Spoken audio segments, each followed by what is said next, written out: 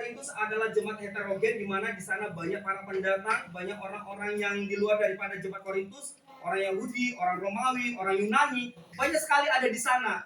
Karakter mereka ya luar biasa sekali, perekonomian mereka dan segala keberadaan politik mereka juga cukup luar biasa seperti itu. Nah, di sini ya masalahnya adalah di dalam pasal 13 ini berbicara kasih. Kenapa Rasul Paulus menekankan kasih di tengah-tengah kehidupan jemaat yang ada di Korintus?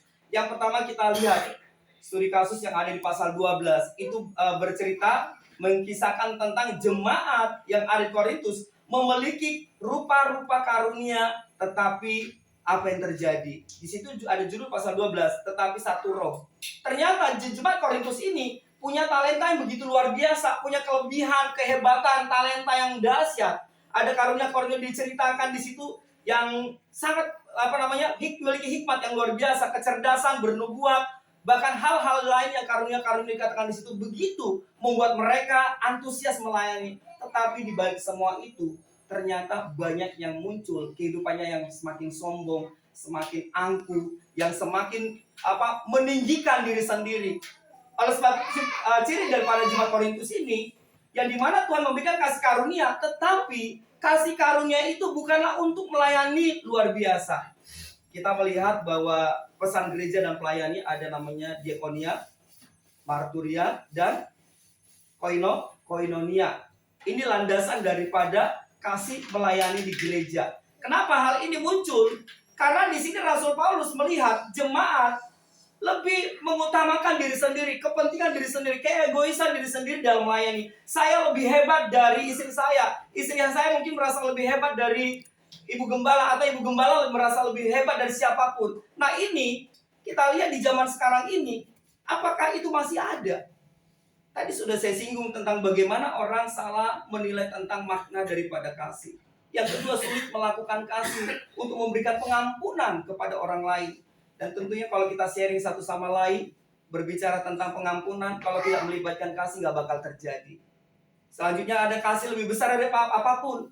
Kita membangun tujuan masa depan anak-anak kita dengan cita-cita yang hebat. Mereka mencapai cita-cita mereka, tapi tanpa kasih ternyata tidak ada gunanya. Oleh sebab itu saya di sini ada 3 hal yang harus kita pelajari. Mengapa semua karena kasih. Yang pertama adalah kasih itu penting, yaitu dalam bentuk pengampunan. Dan yang kita lihat di sini di ayat yang pasal 13 ayat 1 sampai 3. Yang kedua adalah kasih itu mencerminkan Kristus dalam melayani, yaitu di ayat yang keempat dan sampai dengan ayat yang 10. Yang ketiga adalah kasih itu lebih utama yang dapat mengubahkan hati dan pikiran, ada di ayat yang ke-11 dan 13. Dan kita lihat di sini, kalau kita melihat sejarah daripada kasih yang dunia sekarang ini yang salah gunakan, jemaat Tuhan kita sekarang media sosial udah ada di mana-mana. Banyak orang kadang-kadang membelokkan firman Tuhan, makna kasih itu adalah dalam bentuk kompromi terhadap dosa dan bentuk apapun. Yang penting saya senang, kamu senang, mari kita lakukan bersama-sama. Tidak itu. Sehingga kita seringkali menafsirkan Alkitab ini semau kita. Sehingga muncul sesuatu yang lahirnya bukan mengikuti perintah Tuhan, tetapi menjadi sebuah pemberontakan di hadapan Tuhan. Misalkan kasih hubungan satu sama lain. Ya, kita lihat bahwa kasih itu ada 4 hal yang kita pelajari. Yang pertama adalah kasih agape, kasih Allah. Yang kedua kasih filia, kasih terhadap persahabatan. Kita udah paham betul ini dari SMP, ini udah materinya ya. Yang ketiga adalah kasih storge, yaitu kasih yang alami, bagaimana bersaudara, satu darah seperti itu. Yang keempat adalah kasih eros, ya, bagaimana Tuhan membangun lembaga yang namanya keluarga, harus melanjutkan namanya keturunan. Dan bentuk daripada kasih ini, kalau kita ya di ciri jemaat mula-mula, mereka berkumpul bagaimana Valentino di pada saat masa gereja pada saat itu, ya, gereja Koptik atau gereja mula-mula kalau kita lihat di sana, mereka menggunakan lambang simbol hati, ya, menggunakan lambang simbol merpati, memberi sesuatu. Kalau di Eropa saling memberi. Lambang cinta itu biasanya kalau kita mengasihi respon orang lain. Dulu waktu saya kuliah dapat teologi filsafat tentang psikologi perkembangan anak. Jadi setiap kita meresponi orang itu ada dengan tanda memberikan hadiah. Ya kita kasih bunga, kita kasih coklat, pokoknya memberi seperti itu. Yang kedua, menggunakan kata-kata motivasi, membangunkan rasa percaya diri dan segala macam. Kemarin kita mengikuti kegiatan penguasaan kelas di in-house training, dan dikatakan guru sekarang harus bisa berkata-kata membangkitkan semangat emosi anak untuk belajar. Jangan hanya menuntut nilai. Ini merupakan salah satu produk saya yang mengalami kegagalan untuk mendidik anak saya. Ketika anak saya dapat nilai yang cukup baik, menurut dia baik, saya bilang ini bukan nilai. Jadi selalu sakit hati sama saya. Sekarang gak saya motivasi dengan kalimat yang menghargai dia. Ini ternyata saya keliru. Untuk mengartikan kasih terhadap apa yang menjadi lelahnya, saya katakan ini bukan nilai. Ini gak berarti apa-apa. Sampai setelah dia kuliah, dia menunjukkan hasil nilainya, itu dia selalu nggak senyum. Dan nggak senyum karena apa? Ngapain saya ngasih nilai sama papa? Karena nilai seberapa pun kata papa itu bukan nilai. Mau nilai bagus atau enggak? Di sini jadi evaluasi koreksi diri saya.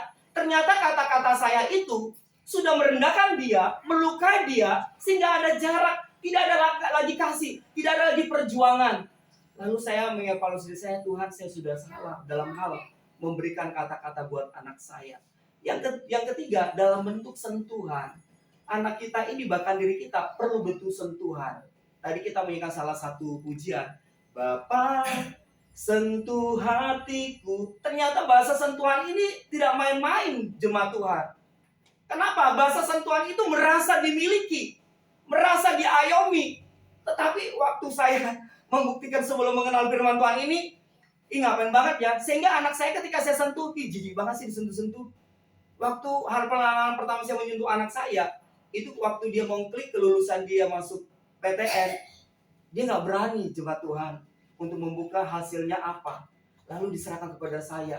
Dia gemeteran karena dia takut lihat saya. Padahal saya sekecil ini, dia lebih besar, mungkin ibaratnya bisa aja dia merendahkan saya. Tetapi mentalnya akhirnya merasa tergugah seperti itu, terganggu lah seperti itu. Lalu saya buka, dalam nama Yesus, kasih Kristus memberikan masa depan buat Rafael. Saya klik biru, saya katakan, Anda sukses Rafael. Dia peluk saya, jemaat Tuhan, sekeras-kerasnya sambil menggigil, sambil mengeluarkan air mata. Saya baru kali itu mendapatkan pelukan dari seorang anak. Waduh, selama ini kasih saya dingin sama anak saya. Saya hanya berkata-kata menuntut, saya hanya mengabaikan dia, nggak menyentuh dia, tapi dia menyentuh saya. Dia bilang, terima kasih ya Pak, sudah support saya. Saya nggak berani seperti ini. Ini sentuhannya begitu luar biasa. Dia menyentuh saya, dan saya merasakan bahwa saya ternyata seorang ayah gitu ya. Jadi kalau saya melihat di Valentine saat ini, kita merangkul, ya saya tidak tahu budaya setiap keluarga masing-masing berbeda. Biasa ada yang ngajak makan ya. Hizkia diajak makan gak sama papa mamanya ya. Apa makan setiap hari gitu ya kan. Maksudnya makan spesial gitu ya, kemana jalan-jalan seperti itu. Kalau saya lihat Ibu Gembala, wah kayak makan sepuasnya. Saya lihat itu makanan bisa dikirim gak gitu ya. Ya dikirim fotonya gitu ya kan. Tapi memang karena all can eat ya. All can eat ini memang gak boleh dibawa, jemaat Tuhan. Dan ini memang spesial. Jadi itu merupakan healing juga, membahagiakan juga. Jadi ungkapan kasih memberi sebagai hadiah, sentuhan, kata-kata, ini seringkali kita abaikan. Karena kita sibuk dengan pencapaian diri kita, kehebatan diri kita. Sehingga ini menjadi sebuah hal yang biasa, tetapi akhirnya menjadikan hubungan tidak baik dari segi kasih, jemaat Tuhan. Oleh sebab itu di sini Rasul Paulus menegaskan, apa sih yang kalian ributkan, jemaat Korintus? Apa sih kehebatan kalian? Sehingga Rasul Paulus membolak-balikan hati mereka, ya, menegaskan kepada mereka. Ayat yang pertama dikatakan seperti ini, sekalipun aku berkata-kata, dikatakan Rasul Paulus, sekalipun aku berkata-kata, lihat ini jemaat Korintus, ya, aku tidak dapat berkata-kata dengan semua bahasa manusia dan bahasa malaikat, tetapi jika aku tidak mempunyai kasih. Apa arti kasih itu? Tidak ada, jemaat Tuhan. Sama seperti dengan gong yang berkumandang dan canang yang gemerincing. Sekalipun aku mempunyai karunia. Nah, tadi ini nih karunia yang mereka punya tadi. Karunia apa saja? Segala rahasia yang kumiliki, seluruh pengetahuan, sekalipun aku miliki iman yang sempurna untuk memindahkan gunung, tetapi jika aku tidak mempunyai kasih, aku sama sekali tidak berguna. Dan sekalipun aku membagi-bagikan segala sesuatu yang ada padaku, bahkan menyerahkan tubuhku yang saya katakan tadi martir untuk dibakar, tetapi jika aku tidak mempunyai kasih, sedikit pun tidak ada faedahnya bagiku. Wow. Begitu terpukulnya, begitu terbukanya mata iman rohani orang-orang Korintus pada saat itu. Ternyata apa yang kita punya tanpa kasih itu tidak berarti apa-apa. Oleh sebab itu kita yang punya kasih karunia yang spesial yang diberikan oleh Tuhan, jangan sombong. Jangan kita jadikan itu sebagai ajang bahwa kita ini hebat luar biasa. Kita tahu ketika itu ya ibaratnya kita lakukan menjadi kesombongan, itu akan tidak berarti apa-apa. Ini firman Tuhan sendiri mengatakan. Bahkan pengetahuan, ilmu yang kita pahami, saya mengamati orang-orang yang cerdas, lama-lama makin pikun. Ya kalau kita lihat usia kita, saya aja udah makin lama makin lupa jemaat Tuhan. Kadar pengetahuan ingatan kita. Kenapa firman Tuhan luar biasa ya? Kita diberikan kecerdasan apabila firman Tuhan. Ingat, ya satu saat pengetahuan akan lenyap, lupa. Nama sendiri aja bisa lupa. Kalau kita lihat orang tua kita yang mulai apa? Mulai lansia atau jompo seperti jemaat Tuhan. Namanya saja dia nggak kenal, Belisa. Siapa saya? Apakah saya sudah menikah? Ini mengerikan. Bahkan kita selalu marah-marah di rumah sama istri kita. Mana sih tadi saya baru di sini? Padahal ada di kantong kita. Kita udah salahkan siapapun. Ini seringkali terjadi. Ingatan kita, pengetahuan kita, kelebihan kita akan lenyap. Satu saat mungkin saya nanti di umur tertentu udah gak bisa lagi berdiri di mimbar ini jemaat Tuhan. Dan saat ini selalu kalau dikasih tugas sama Bapak Gembala, ya saya siap. Kemarin waktu Pendeta Mario berkata ada kegiatan hari ini, langsung ditunjuk kepada saya, Pak Karjan harus siap. Apaan Pak Pendeta? Minggu depan bilang hari ini Bapak yang bawa firman Tuhan. Siap Pak Pendeta, selalu siap. Karena apa? Enggak selamanya kita boleh berdiri untuk menyampaikan kemampuan kita, diberikan kesempatan, enggak selamanya. Oleh sebab itu anak-anak muda ya, seperti ada di sini ada Melisa, ada Rafli ya. Kalau diberikan kesempatan pelayanan, lakukan itu karena satu saat kita nggak bisa lagi seperti itu. Ketika kita punya karunia mengajar, jadi gembala, jadi konselor kepada keluarga-keluarga. Saya suka sekali kalau dengar kesaksian Bapak Pendeta Henry Peluhi ya. Itu merambah ke segala dunia, melayani itu tidak mengenal ekonomi, tempat, suku, bangsa. Dalam hati saya, ini kesempatan yang Tuhan berikan karunia. Tuhan, ketika Tuhan mempertemukan saya juga anak didik saya, ya. Kemarin saya kesempatan hanya 2 orang datang kepada saya. Selamat pagi Bapak, saya bingung ini ngapain anak-anak, saya lupa hari Valentine Bapak Ibu sekalian. Bapak saya mau berikan sesuatu tulisan sama Bapak, pokoknya spesial banget. Bapak harus baca kencang-kencang, karena kalimat ini pasti Bapak terbahak seperti ya. Ketika saya buka, isinya apa? Tolak angin.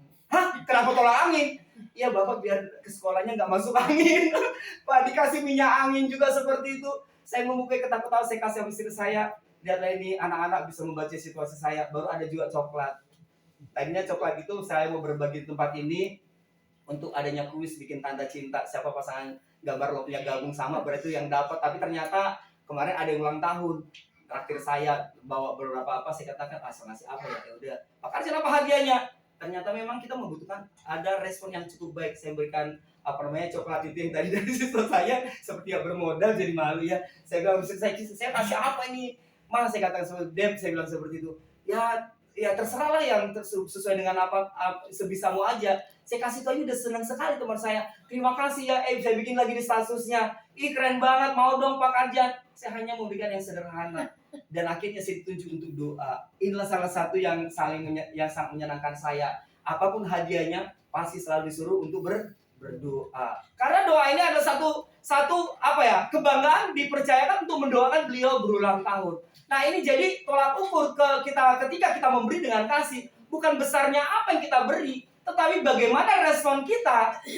Bukti daripada kasih itu sendiri. Ada orang hanya action not only, hanya ngomong doang, tetapi tidak lakukan. Titip doa ya doa. Padahal sampai di rumah didoakan jangan Tuhan. Lupa. Satu pengalaman dalam diri saya ketika ada tetangga saya ini, mungkin saya bukan mau menciptakan kebaikan untuk menjadi pahala ya, tidak ya. Ketika waktu Natal ada tetangga saya itu suaminya baru rumah sakit. Saya pas keluar itu dia langsung menangis seperti orang yang lagi panik. Bapak, seperti kenapa ibu? Saya bilang, suami saya sakit jadi saya nggak sempat Natal Pak. Gimana ini Pak? Lagi di mana? Lagi dibawa ke rumah sakit. Saya lagi nggak ada apanya. Oke, kita berdoa. Maaf Bapak Ibu, saya nggak lihat ruangan lain karena yang namanya kotak ibaratnya depan lift itu kan memang kosong. Saya bilang, yuk Bu, kita agak mundur ke sebelah. Setelah saya berdoa, dia merasa lega, merasa ada kekuatan baru. Terima kasih ya Pak buat doa segala macam. Nah ini membuktikan bahwa ketika kita merespon satu sama lain dengan action, dengan sesuatu bukti, ini Tuhan bekerja untuk memulihkan orang lain. Untuk apa? Semua yang kita miliki tapi tidak kita gunakan untuk melayani, untuk sesuatu kita kerjakan. Sekali lagi, saya katakan dari mimbar itu, siapapun kita pernah berdiri di atas mimbar, nggak selamanya kita bisa berdiri di atas mimbar ini. Dan tidak selamanya kita bisa berdiri di setiap pekerjaan yang kita kerjakan.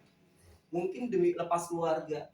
Saya juga tersentuh sekali dengan kesaksian Bapak Pendeta Henry Patikologi. Segala sesuatu kebutuhan itu Tuhan siapkan pada waktunya. Kalau bagi yang menerima gaji setiap bulan, itu wajar aja mengalami ketenangan. Tapi bagaimana orang yang senantiasa mengandalkan iman, bagaimana Tuhan menggerakkan hidup kita senantiasa Tuhan pelihara dalam kasih sayangnya. Wow, itu yang dasar sekali. Jadi kita tetap di dalamnya terpelihara kerendahan hati. Di dalamnya ada kasih yang sangat penting dalam kita hidup dalam segala hal. Mari sama jemaat Tuhan kita lihat di dalam 1 Yohanes pasal 4 ayat 8. 1 Yohanes 4 ayat 8. Terus ke bawah lagi. 1 Ya, itu. Yohanes 4 ayat yang ke-8.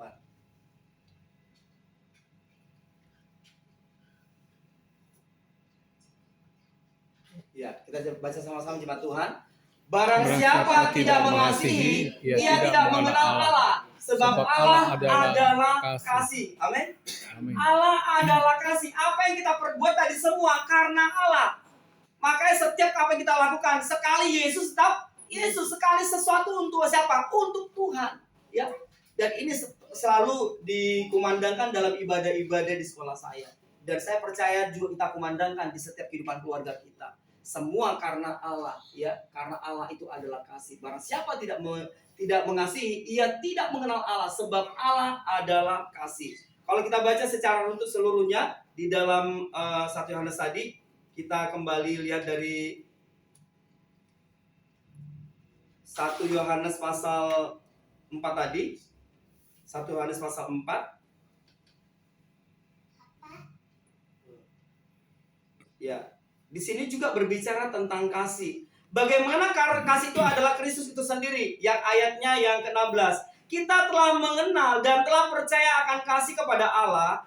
Allah adalah kasih, dan barang siapa berada di dalam kasih, ia tetap berada di dalam Allah dan Allah di dalam dia. Bagaimana kita berada di dalam kasih? Harus tetap berada di dalam Allah, di dalam Yesus Kristus. Kalau kita keluar dari Kristus, apakah kita bisa mengasihi? Tidak, jemaat Tuhan. Karena apa? Karena kasihlah yang membuat kita melakukan dengan tulus dan ikhlas. Karena Allah yang memampukan kita. Salah satu bagian dari pengampunan yang kita lakukan. Karena pengampunan adalah bagian dari kasih itu. Karena Kristus telah berkorban dan mengorbankan dirinya untuk mengampuni kita, untuk menguduskan kita. Satu ketika saya ngajar tentang damai sejahtera, materinya kelas 12. Lalu anak-anak bikin PowerPoint, lalu angkat studi kasus tentang bagaimana mereka bisa memiliki hati yang mengampuni. Tiba-tiba setelah itu anak ini menangis. Saya katakan, kamu kenapa menangis? Sampai sekarang ada orang yang tidak bisa saya ampuni, Pak. Kenapa kamu tidak bisa ampuni?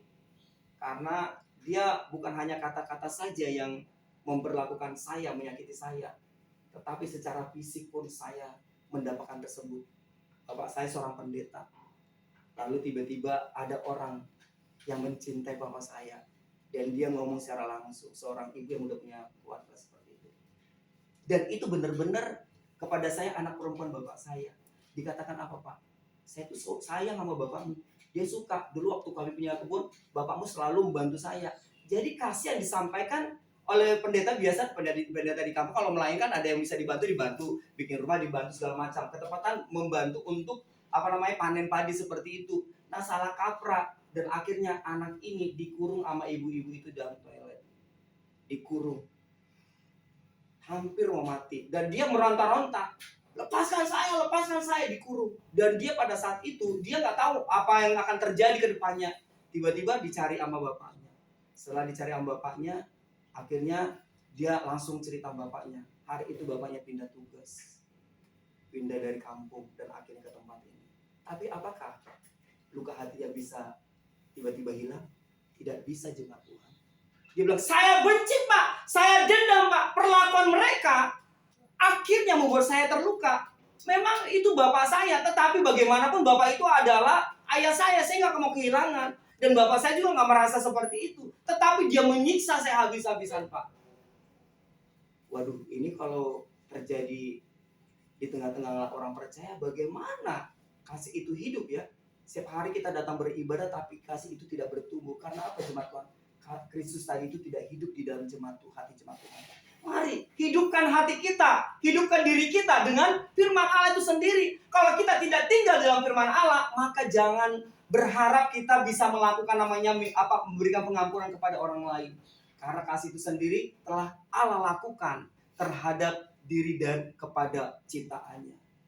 Karena begitu besar kasih Allah akan dunia ini, sehingga Ia mengaruniakan anaknya yang tunggal, supaya setiap orang yang percaya kepadanya tidak binasa, melainkan beroleh hidup yang kekal.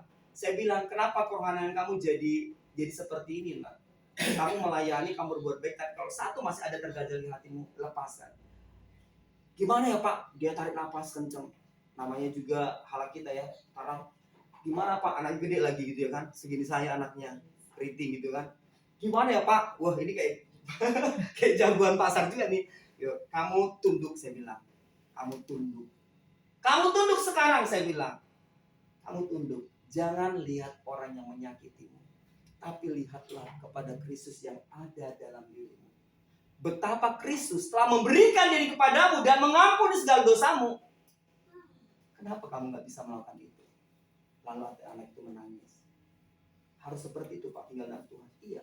Terima nggak terima? Harus iya. Nggak bisa karena ini alasan ini. Nggak bisa. Dendam itu nggak boleh. Nggak diajarkan.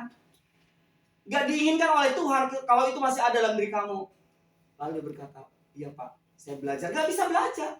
Lepas pengampunan, saya belajar dulu ya Pak, nanti dulu Pak. Ya udah, saya tunggu nanti waktunya kamu melepaskan pengampunan kalau mengerti.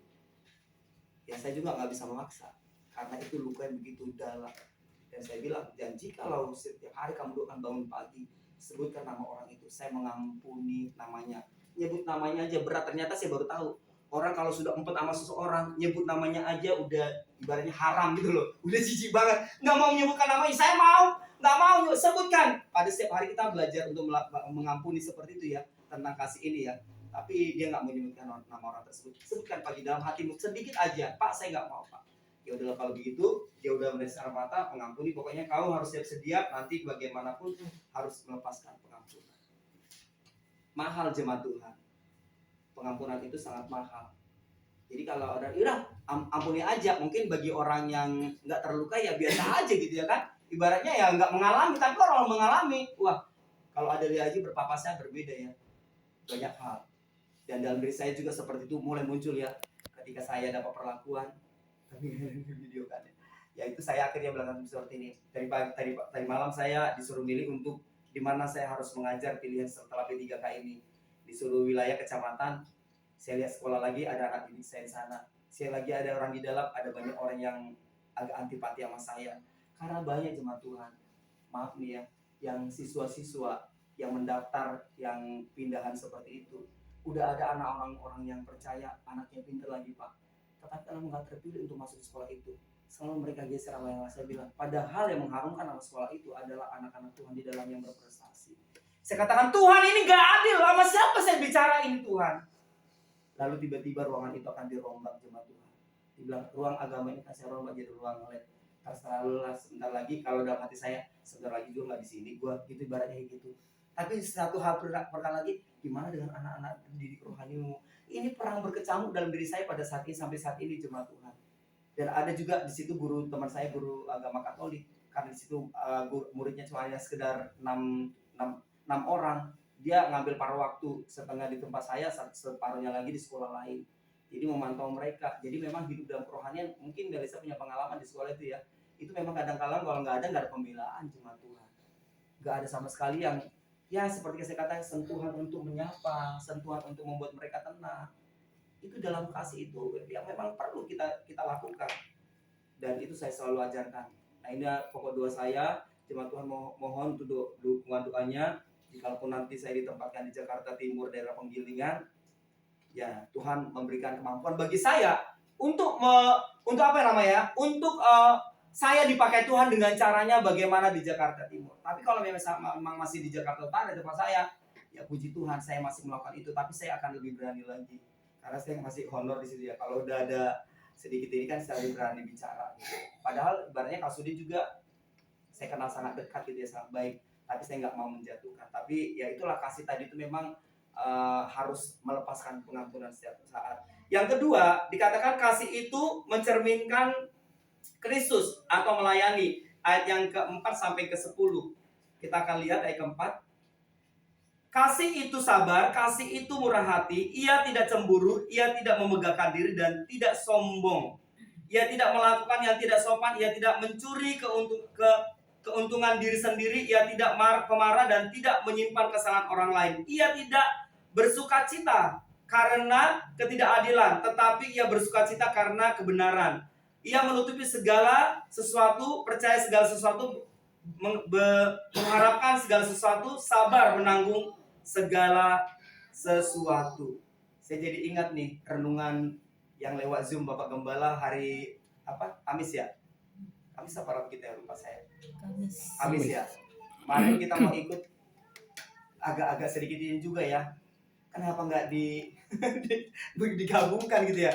Ini udah kenapa nggak digabungkan? Tapi saya sampai buka laptop, sampai buka apa ya? Handphone dua-duanya kok nggak buka-buka gitu ya? Kenapa ini ya? Jadi memang ya teknologi ternyata ada batasnya juga, nggak tahu karena sinyal karena apa. Tapi saya lihat di materi ini bahwa kasih itu mencermin karakter Kristus. Ini ada di renungan di kegiatan GBIN Jemaat Tuhan, di mana di situ Yakub dan Esau ya. Ada saingannya Yakub yaitu Laban, tentang sikap yang saling mencurangi, ya kan? Dan kita lihat di sini bagaimana kasih itu muncul dari proses, dan akhirnya dikatakan di situ lewat proses dengan Laban, mertuanya Yakub. Di sini dia mendapatkan keturunan, anak dan kekayaan luar biasa. Hebat. Karena kasihnya dia taat terhadap firman Allah, kesetiaannya, dan dia ikuti apa yang menjadi aturan. Akhirnya dia punya banyak kekayaan luar biasa, dan akhirnya satu hal, diperhadapkan untuk rekonsiliasi dengan Esau. Ketika saya baca itu, wow, ini luar biasa sekali. Tadi pagi saya baca ulang lagi, saya sampai menitikan air mata jemaat Tuhan. Bukan mau bilang apa. Ketika Esau dan Yakub berpelukan, waduh itu ya, itu indah banget jemaat Tuhan. Kasih itu menutupi segala dosa dan kesalahan, menghapus segala aib yang pernah terjadi. Kalau saya pikir, kalau si Esau bilang, kenapa paribanku lu ambil semua? Ya kan? Karena siapa namanya paribannya ada dua kan? Lea dan Rahel ya. Tapi si Lea pun jadi istrinya. Ya, dua-dua kalau misalkan saja agak sedikit ini bercanda juga. Kenapa dua paribannya jadi pilih Yakub ya? Ya karena Yakub memang berani apa ya? Berani bertaruh dalam menghadapi semua proses kehidupan. Dia ngikuti segala aturan orang tuanya. Walaupun kemarin kita berbicara tentang kehidupan Ishak yang tidak bahagia ya, karena anaknya memang salah di segala macam. Tapi kita lihat berproses bagaimana keluarga ini berproses dan akhirnya dipulihkan. Bagaimana barisan yang dibuat oleh Yakub ya, itu bagaimana prajurit-prajuritnya, hartanya yang dibawa, kambing dombanya, bahkan pesuruh-pesuruhnya. Itu saya lihat, wah luar biasa sekali dia menata dengan hal ini. Apa karena dia ketakutan melihat abangnya, kalau abangnya kembali marah lagi dan tidak menerima maafnya. Tapi luar biasa, ketika ada kemauan, di situ ada prosesnya Tuhan. Pengampunan pun terjadi, dan akhirnya apa yang terjadi Bapak Ibu? Akhirnya Esau dan Yakub pun saling mengampuni. Bahkan mereka saling berpelukan. Ini indah banget. Lalu saya teringat sama keluarga saya, kapan meluk abang saya? Ya karena situasinya memang diajak bicara juga tidak. Sampai saat saya, aduh Tuhan tolong saya. Tunjukkan, nyatakan Tuhan. Karakter yang ada di dalam cerminan Kristus ada dalam diri saya. Saya kalau masuk di dalam ranah WA keluarga, ya saya hanya bisa berbicara hanya orang tertentu. Selebihnya terjadi, diputuskan hubungan dengan sikap hati yang berbagai macam hal. Iri hati dan segala macam. Tidak adalah kasih, tidak ada lagi yang namanya tolong itu dalam yang terjadi dalam diri kita.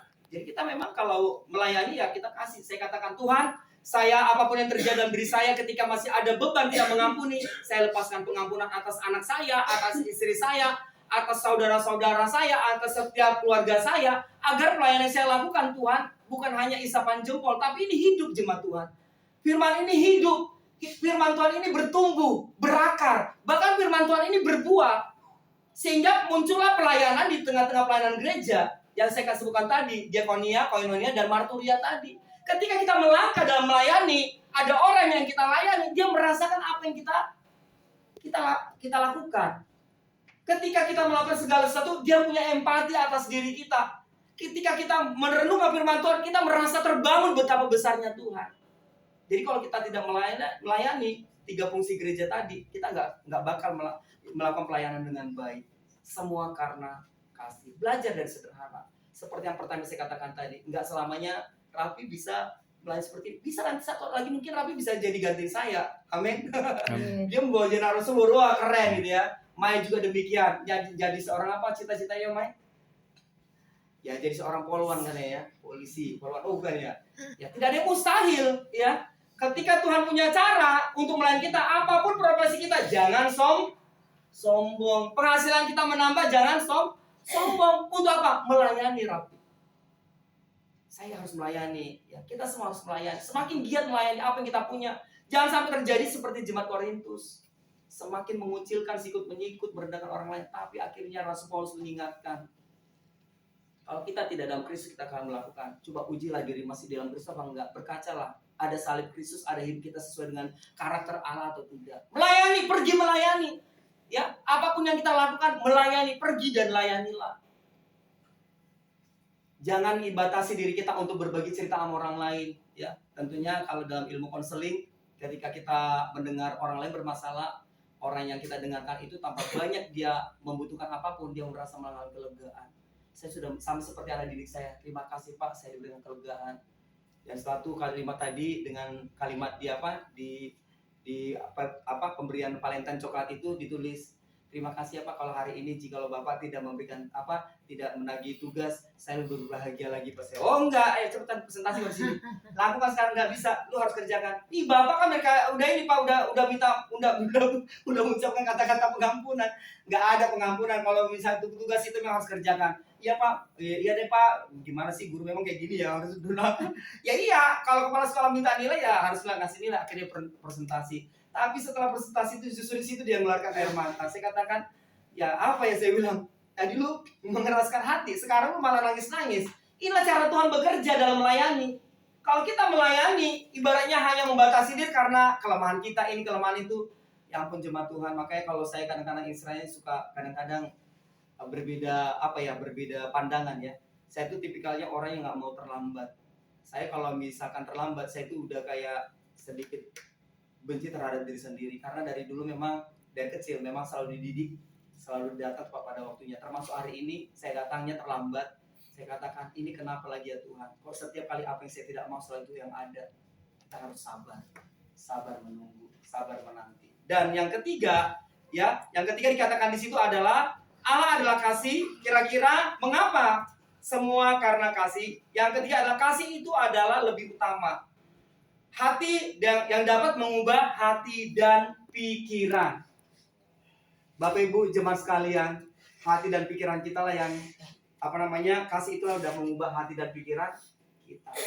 Ya, kalau kita misalnya kita nggak bertumbuh kayak anak-anak, kita kan anak-anak terus. Supaya kita dewasa apa kita lakukan? Ini Melisa jawabannya. Kita harus mengalami yang namanya kasih. Perubahan apa? Pikiran. Perubahan apa lagi di situ dikatakan jemaat Tuhan? Hati dan pikiran kita. Jadi kalau kita tidak berubah lagi untuk hal ini, Ya saya tidak tahu, jangan pergi ke dukun, jangan pergi ke orang pintar. Saya bilang ke anak-anak didik saya, siapa di sini mau ujian, minta doa ke kuburan? Gak ada. Oh udah, Pak kan udah Bapak bilang kayak gini-gini, firman Tuhan juga udah begini. Udah bisa jawab mereka. Puji Tuhan. Ya. Ketika Allah memberi maka Allah yang mengambil, Pak, katanya. Di kayak gitu udah mau mati kayaknya ya. Saya bilang jawaban kayak gitu. Jangan dulu gitu ya kan. Karena masih punya kesempatan untuk melayani. Jadi perubahan tingkah laku. Ya, ketika kita ada kasih Allah di dalam diri kita, ada terjadi perubahan pikiran, ada perubahan tingkah laku kehidupan kita. Sama seperti Yakub tadi, perubahan pikiran. Tadi dia saling membenci dengan saudaranya Esau, ya, Yakub ya, tapi akhirnya jadi perubahan pikiran. Akhirnya memberikan dirinya untuk rekonsiliasi, mengalami perbaikan. Biarlah kiranya firman Tuhan yang bertemakan tentang semua karena kasih, kita tahu karena Allah itu adalah kasih. Biarlah kita senantiasa, kasih itu bukan untuk kompromi, kasih itu tidak salah gunakan, tapi kasih itu adalah menghidupi diri kita. Kita